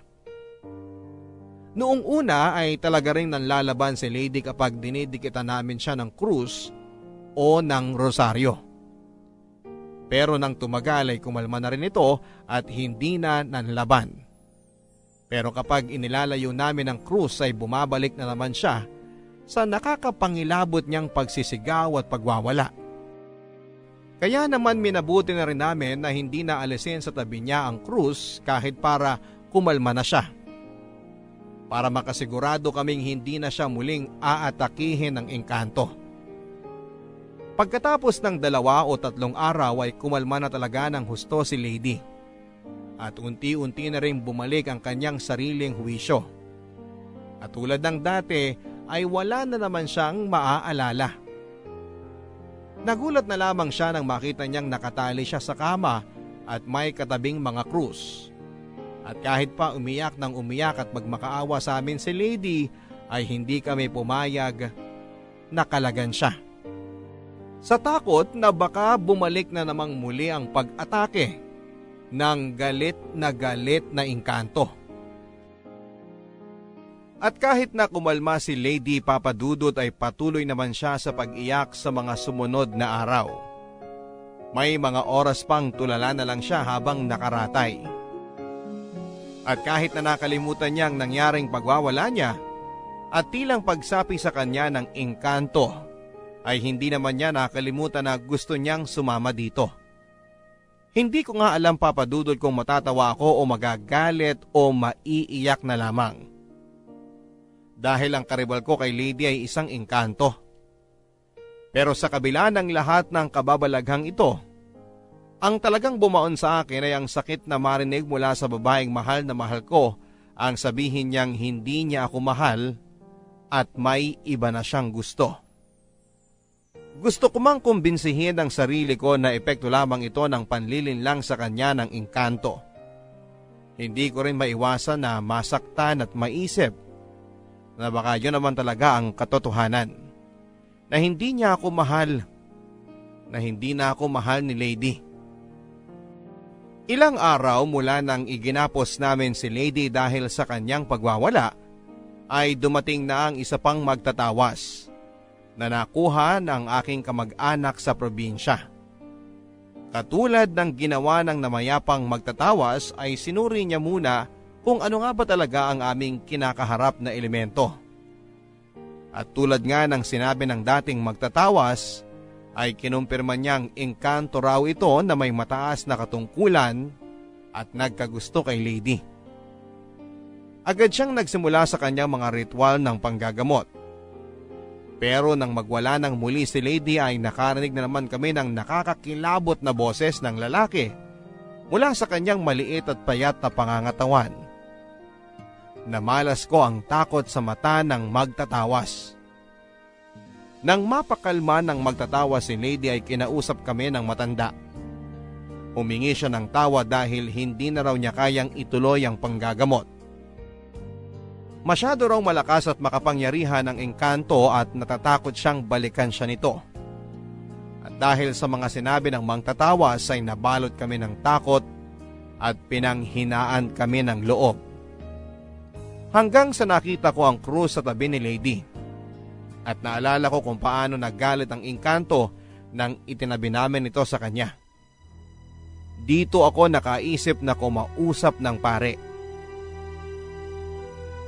Anong may paglilingkod ko sa iyo, iho? Father, may gusto po kasi sana akong ikonsulta sa inyo. Sige, ano yun? Father, paano po ba magpa-exercise? Exercise? Bakit? May kakilala ka bang sa tingin mo ay sinasapian ng demonyo? Father, hindi po demonyo. Engkanto po. Parang naengkanto po kasi yung girlfriend ko. Alam mo, iho, sa simbahang Katoliko, mapaengkanto pa yan, lamang lupa o maligno. Manifestasyon lang ang lahat ng yan ng demonyo. Demonyo po yung umatake sa girlfriend ko? Sa ating paniniwala, dalawa lamang ang puwersang mayroon sa mundo, ang demonyo at ang Diyos. Mapanlin lang ang demonyo at may kapangyarihan itong mag-iba-iba ng anyo depende kung saan tayo pinakamahina at madaling mamanipulan nito. At kung tutusin ay hindi lang supernatural ang anyo ng demonyo. Namamalas din natin ang puwersa nito sa tuwing nagpapatalo tayo sa temptasyon ng kadiliman. Ang pagnanakaw, ang pagpatay, at pananakit sa kapwa, at iba pang mga makasalanang gawain, mga pangyayari din yan kung saan namamalas natin ang impluensya ng kadiliman. Pero bago ang lahat, ano ba ang nangyari sa girlfriend mo? Father, nagsimula po kasi ang lahat ng magbakasyon po kami ng girlfriend ko sa probinsya. Lady po ang pangalan niya. Isang araw, nang namasyal kami sa may batis doon, nawala po siya ng matagal. At nung matagpuan ko siya, nakatulala na lang siya sa harapan ng isang malaking puno. Matapos po nun, Nagkasakit siya at hindi makita ng mga doktor kung ano ang dahilan ng sakit. Nang nagpatawas po kami sa manggagamot dun sa amin, sinabi na may nagkagusto daw sa kanyang engkanto. Nangyari po yun mga 1 taon nang nakakalipas. Pinagamot niyo siya sa isang albularyo? Opo eh. O sige. Tapos, ano na nangyari? Matapos po naming magpatawas, bumalik naman sa normal si Lady. Pero 1 buwan matapos ko mag-propose sa kanya ng kasal, kinausap niya ako na gusto na raw niyang makipag-break. Dahil iba na raw po ang mahal niya. At nang ikinuwento po niya kung saan niya nakilala at ang pagkatao ng lalaking yun, tumugma po dun sa description ng magtatawas sa engkantong nakita niya na nagkagusto kay Lady. At nagsimula ulit siyang atakihin ito nung mag-propose ka sa kanya ng kasal? Opo, Father. At nung hindi po ako pumayag, doon na po siya nagwala. At dahil din po kakaiba na yung pagwawala niya, ikinulong po namin siya sa kwarto at iginapos sa kama. Iginapos niyo siya? Opo, Father. Wala na po kasi kaming ibang choice dahil nagwawala po siya at natakot kaming baka saktan niya ang kanyang sarili. Sinasabi niya rin po na susunduin daw po kasi siya ulit ng engkanto at sinabi niyang sasama na siya dito. At saka, Father, nung idinikit po ng nanay niya ang krus sa kanya, bigla pong nag-iba ang boses niya. Nakakapangilabot po. Tapos bigla po siyang naging malakas. At 5 pa kami na nagtulong-tulong para lang mapigilan siya sa pagwawala niya. Katakatakang ang mga pangyayaring yun, ano? Pero, alam mo iho, hindi kasi kami basta-basta pwedeng gumawa ng exorcism hanggat hindi na-rule out ang ibang factors. Naikonsulta niyo na ba siya sa psychiatrist? Father, hindi pa po. Natatakot kasi kami na baka lumala lang siya kapag ipinasok namin siya doon. Pero kailangan iho. Alam kong hindi ito ang inaasahan mong sagot mula sa isang pari na katulad ko. Pero kailangan muna nating masiguro na ang pagwawala ni Lady ay hindi dahil sa ibang bagay na pwede namang masolusyonan ng gamot at therapy. Lalo pat nabanggit mo na ikakasal na dapat kayo. Alam naman nating lahat na ang pagpapakasal ay isang napakalaking life decision na maaaring makapagbigay ng matinding stress sa isang tao psychologically. Father, please, parang ahawan niyo na po. Kahit bisitahin niyo lang po muna si Lady. Pero sige po, pangako. Pagkatapos po nun, kukonsulta po kami sa isang psychiatrist.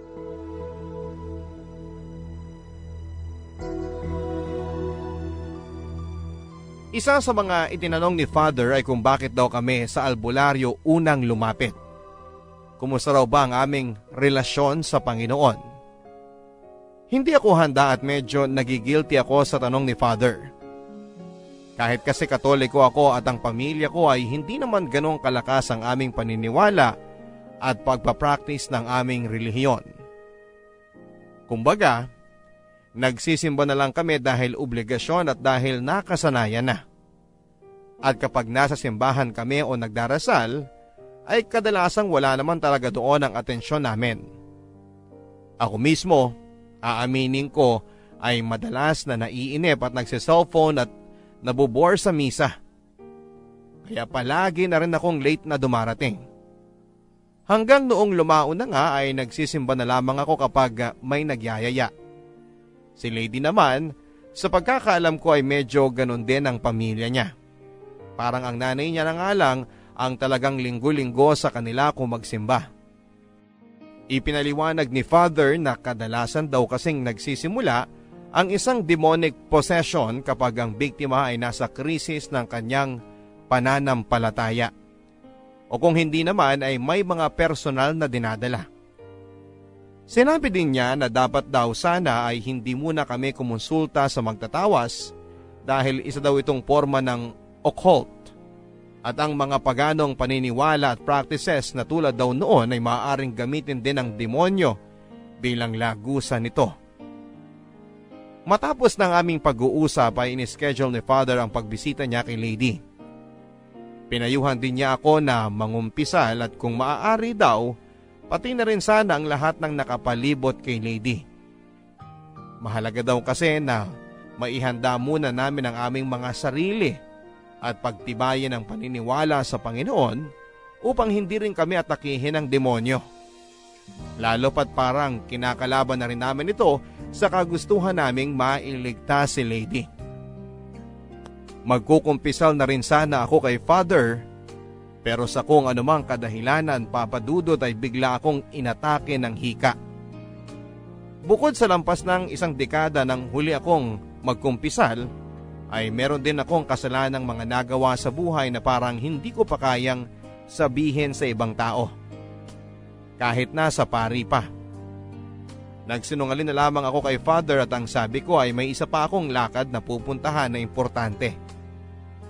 Pero naramdaman yata ni Father ang aking pag-aalinlangan. Dahil sinabihan niya ako ng ang paboritong trick ng demonyo ay papaniwalain ng isang tao na hindi siya worth it na patawarin at mahalin ng Panginoon.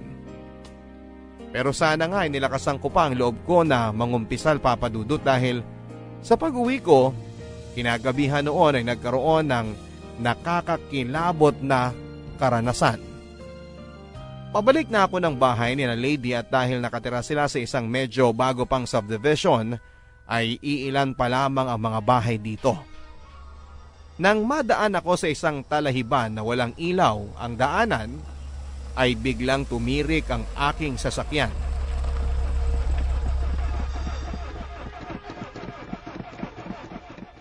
Ano ba to? Bakit tumigil?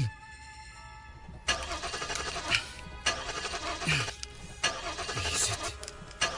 Ano bang sunod-sunod na kamalasan to?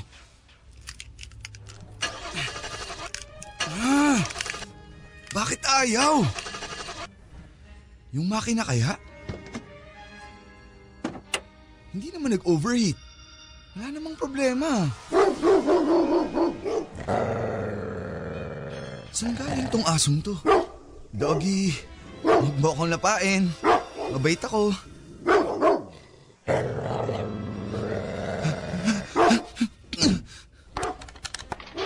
Pa, sagutin mo. Pa, please. Hello? Dennis? Pa, ano po kasi? Andito na ako sa subdivision nyo. Tumirik po kotse ko. Pero hindi po ako makalabas ng kotse kasi may aso na gusto akong kagatin. Ganun ba? Nasaan banda ka ba? Sa Sampaguita Street po ata to. Basta yung puro talahib pa. Okay, sige. Teka po. Ayan, parang nawala na yung aso. Subukan mo kaya uli i-start yung kotse. Sige po. Pa, ayaw pa rin po mag-start eh. Pero yung headlights bumukas na. Dennis, ayos ka lang ba, anak? Pa, ano po kasi? May lalaki na nakatayo sa harap. Paanong lalaki? Di, humingi ka ng tulong. Hindi po siya gumagalaw pa. Nakatayo lang po siya. Nakatingin sa akin. Ano? Ha? Oh, bakit anak? Pa, namatay ulit yung headlights. Nasaan na yung lalaki? Sobrang dilim po. Hindi ko po... Ha? Dennis? Bumukas ulit yung headlights. Mas malapit na yung lalaki. Mga isang dipa na lang ang layo sa kotse. Kausapin mo kaya? Wala po siyang mukha. Ano? Pa! Namatay ulit yung headlights! Please! Parang awan niyo na po! Puntahan niyo na po ako dito! Isama niyo na rin si Tonton! Tulungan niyo ako! Hindi ko alam kung nasa na yung lalaki! Baka kung anong gawin niya sa akin!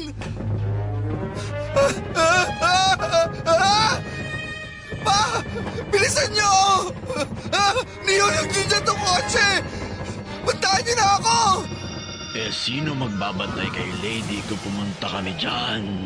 Pa! Ang hirap sa'yo, Dennis.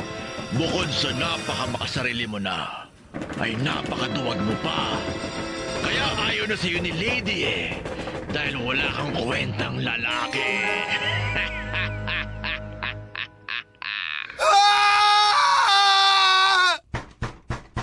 Boss! Boss! Gising! Ha? Boss! Kanina pa po kayo tulog dyan. Muntik na nga naming pwersahin buksan tong pinto eh. Anong nangyari? Nagro-ronda po kami.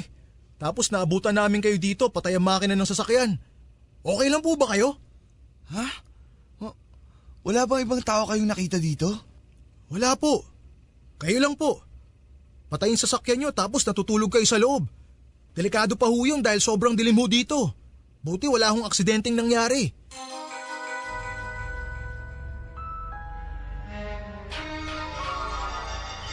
Sa pagdating ko sa bahay ni na Lady ay minabuti kong isarili ko na lamang ang mga nangyari sa akin, Papa Dudut. Ayaw ko na rin kasing takutin pa sila sa mga nangyari sa akin. At nang pumasok ako sa kwarto ni Lady ay kita kong tahimik lang siyang nakahiga dito. Ang krus ay malapit pa rin sa kanya. Pero nakatitig lang siya sa akin at parang may pilyang ngiti sa kanyang mga mukha. Pinulong ko rin ang kanyang pamilya at sinabi ko sa kanila ang napag-usapan namin ng pare. Ang sabi ko sa kanila ay makakabuti siguro na bago dasalan ni Father si Lady ay mangumpisal muna kami ng aming mga kasalanan dito. At sinabi ko rin sa kanila na mas makakabuti siguro kung sabay-sabay kaming magdarasal ng rosaryo bawat oras at ipagtirik ng kandila si Lady. Nang nagdarasal na kami ay kita kong apektado si Lady. Kahit na hindi siya nagwawala kagaya ng dati ay iyak naman siya ng iyak. Nagmamakaawa na itigil na raw namin ang ginagawa namin dahil lang sakit daw sa tenga at para daw pinupunit ang kanyang kalamnan. Kahit na naaawa kami ay pinagpatuloy lang namin ang pagdarasal at hindi kami tumigil. Nairaos namin ang gabing yon nang wala namang ibang kababalaghan pang nangyari. At minabuti naming maghalinhina ng tulog at palaging dapat ay may isang gising para magbantay kay Lady. Kinabukasan, Papa Dudut, sa pagdating pa lang ng pare ay hindi na mapakali si Lady. At nang isa-isa na kaming nagkumpisal sa pare ay kung ano-ano rin ang mga lumalabas sa bibig ni Lady. Tawa ng tawa. Nagmumura, nagagalit at nagsasabi ng kung ano-anong mga nakakahiyang bagay tungkol sa bawat isa sa amin. Pero nilaksan namin ang aming loob at pinagpatuloy lang namin ang mga ginagawang paglilinis ng kasalanan. At kita ko rin na parang pinapawisan si Father. At ramdam kong nahihirapan siya sa kanyang ginagawa. Hindi nagtagal ay hindi na nakayanan ni Father at tumawag pa siya ng isa pang pare na makakatulong sa kanya. At silang dalawa na ang nagtulong na dasalan si Lady. Habang dinadasalan at winiwisikan ng pare si Lady ng holy water, ay nagwawala ito.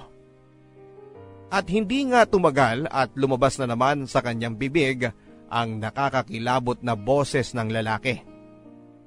Kung ano-anong mga masasama at mahahalay na bagay ang sinasabi niya. At dumating pa sa puntong nagsasalita ito ng lengguwahe na hindi namin maintindihan. Hindi nagtagal ay kumalma na rin si Lady. At nakita ko sa kanyang mga mata na nanumbalik ang kanyang huwisyo. Pero dahil sa pagod na rin siguro ay nakatulog na lamang ito. Bago umalis ang pare ay binigyan niya kami ng mga medalyon. St. Benedict's Medal. Ito raw ay isang mabisang medalyon na pangontra sa demonyo at iba pang puwersa ng kapahamakan at kadiliman.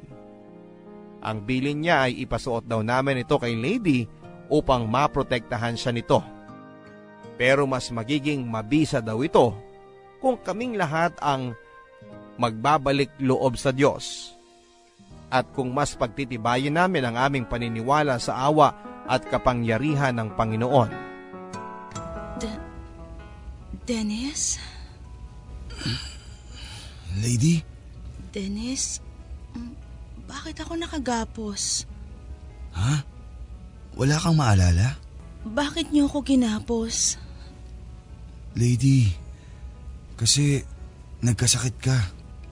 Nagwawala ka. Ako? Nagwawala? Oo. Hindi ko maintindihan. Wala akong maalala. Pabayaan mo na muna. Magpahinga ka na lang muna at huwag mo nang isipin yun. Dennis, tanggalin mo nga tong mga to. Nahihirapan ako. Hindi ako makakilos.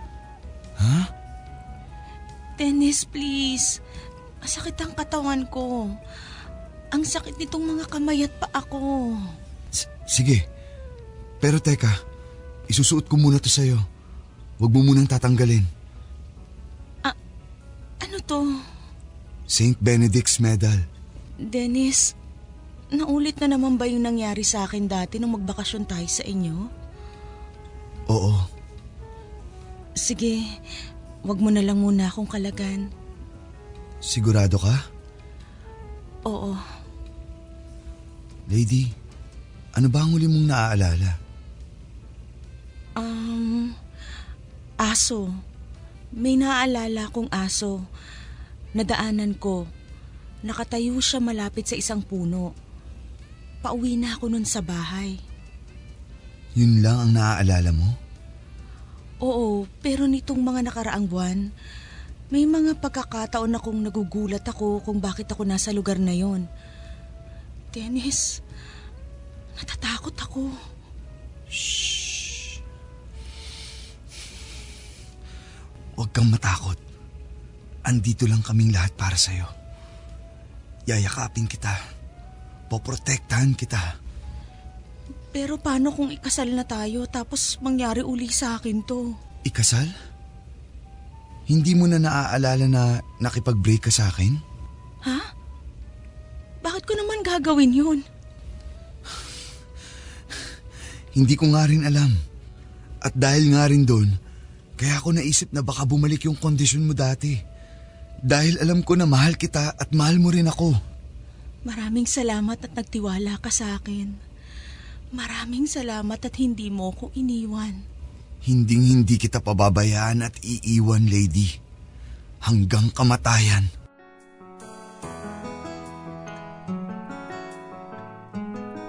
Matapos ang pagdarasal na ginawa ng mga pare sa awa ng Diyos ay hindi na rin naulit pa ang mga kababalaghang nangyari kay Lady. Nang nakarecover din siya ng kaunti ay sinunod din namin ang payo ng pare at kumonsulta na nga rin kami sa psychiatrist. Ayon po sa pagsusuri sa kanya ng kanyang doktor ay maaaring nagkaroon lamang daw siya ng dissociative episodes. Dahil daw sa matinding stress. Maaari din daw na nakakontribute dito ang psychological distress na maaaring nirepress niya na dulot ng aming napipintong pagpapakasal. At dahil sa pagsusuri ng mga doktor ay minabuti kong kausapin si Lady nang masinsinan kung handa na nga ba talaga siyang ikasal na. At kahit na sinasabi niya na oo, handang-handa na siya, ay napagkasunduan naming iurong ng isa pang taon ang aming pagpapakasal para mas maihanda pa namin ang aming mga sarili sa magiging malaking pagbabago sa aming mga buhay. Sa loob ng isang taon ay nakita kong bumalik na sa dati niyang sigla at pagkatao si Lady. At dahil na rin siguro sa aming dinaranas ay naramdaman kong mas tumibay pa ang aming samahan at pagmamahal sa isa't isa. Natuloy na ang aming kasal at inexpect ko na makakamit na rin namin ang aming happily ever after. Isang taon matapos manganak si Lady ay bumukod na rin kami ng tirahan, Papa Dudut. Nakabili kami ng isang maliit na bahay sa isang subdivision sa Las Piñas. At dahil medyo busy rin kami sa trabaho ay kumuha kami ng yaya na makakatulong sa pagbabantay sa aming anak. Pero isang araw ay kinalabutan ako sa mga sinabi sa akin ng aming yaya. Sir, napansin ko po, parang mababaw itong gutli sa labi ng baby, ano? Ha? Anong gutli? Itong nasa ibabaw po ng labi natin na medyo mahaba at nakalubog. Sana mas lumubog pa yung kay baby paglaki niya, no? Bakit naman? Kasi po, may pamahiin sa lugar namin na kapag ang isang tao daw po ay walang gutli sa labi, engkanto daw po yun. O kung hindi man, lapitin daw po ng engkanto. Ano? Naku, natakot ulit kayo, sir. Huwag po kayo mag-alala. Kasabihan lang naman yun dun sa amin. Nga pala, sir, kagabi pala nung wala kayo ni ma'am, may pumunta dito na weirdong lalaki. 10 oras ng gabi. Lalaki? Nakausap mo? Opo. Natakot nga po ako nung una kasi 10 oras na ng gabi. Tapos may nagdo-doorbell. At dahil natakot po ako, nagmasid muna ako sa bintana. Sinilip ko lang siya ng matagal. Tapos natakot po ako kasi nakatayo lang siya doon sa labas ng gate. Hindi gumagalaw. Akala ko nga estatwa. Tapos nag-doorbell ulit. Kaya napilitan na po akong labasin siya. Anong sabi niya? Hinahanap niya po kayo ni ma'am. Bakit niya daw kami hinahanap? Hindi naman po niya sinabi kung bakit. Basta nung sinabi ko po na wala kayo, ang sabi niya lang alagaan kong mabuti si baby. Tapos babalik na lang daw po siya pag 7 years old na si baby. Ano? Oo nga po Kaya nga po ang weirdo nung lalaki. Pero po ba kayong nakaaway o kakilala na may tililing? Wala. Bakit niya sinabi na babalikan niya si baby? Wala naman pong sinabi. Basta yun lang, alagaan ko raw ang bata. Tapos nung tinanong ko kung may ipagbibilin ba siya, ang sabi niya lang babalik na lang daw po siya kapag 7 years old na nga si baby. Anong itsura ng lalaki? Ay, matangkad po mistisuhin. Pero hindi ko rin po masyadong maaninag yung mukha kasi nga po madilim na. Nakuha mo ba ang pangalan niya? Ano nga ba yun? Mark po yata. Ay, hindi po. Mateo pala.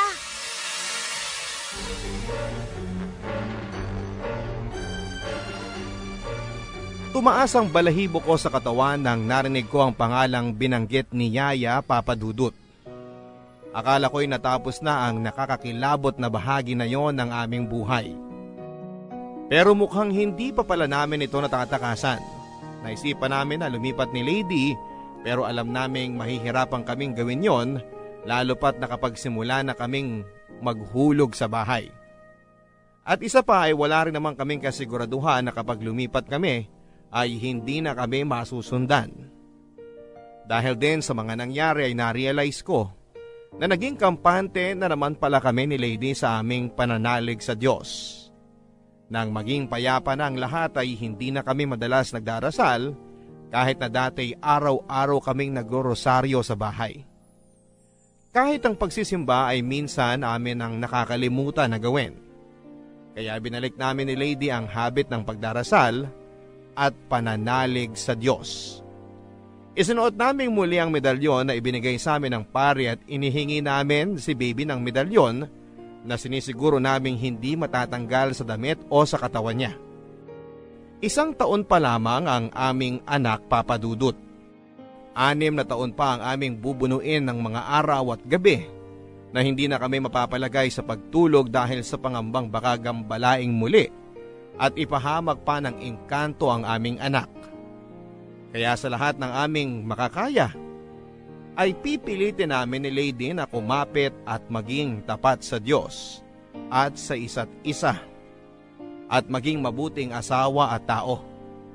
Kailangan naming maging malakas, magpakatatag at maging mas mapagtiwala sa Diyos sapagkat ang mga yon ang aming magiging pinakamatibay na sandata laban sa puwersa ng temptasyon, kasamaan at kadiliman sa mundo.